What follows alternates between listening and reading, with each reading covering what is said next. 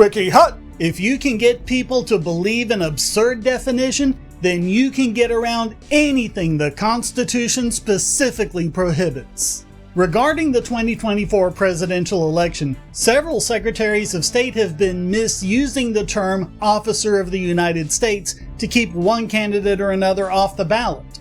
They base this on the incredibly dishonest claim that the President is an officer of the United States, as opposed to the person in whom all executive power is vested.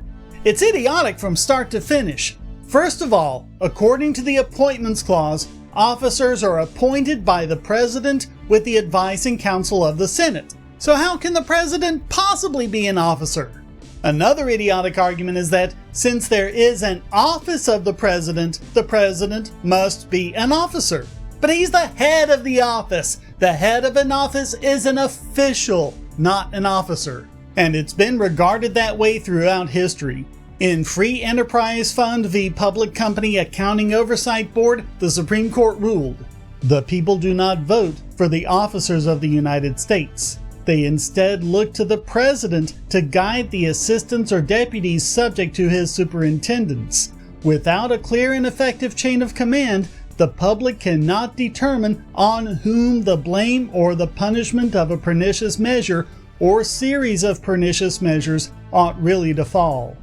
In 1888, the Supreme Court said in United States v. Mszáʀx, "Unless a person in the service of the government holds his place by virtue of an appointment by the President or one of the courts of justice or heads of departments authorized by law to make such an appointment, he is not, strictly speaking, an officer of the United States." We do not see any reason to review this well-established definition of what it is that constitutes such an officer. And go back even further to 1879 with United States v. Germain.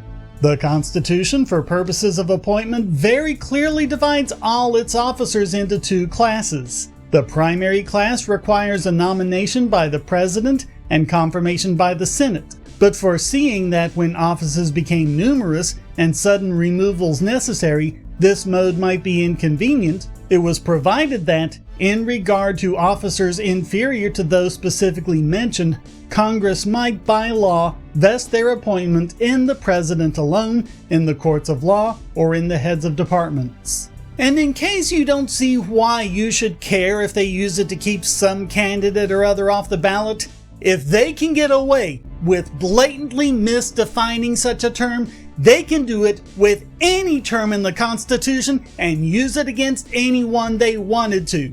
And that would mean that any Secretary of State, many of whom aren't even elected, would wield ultimate power over each and every one of us.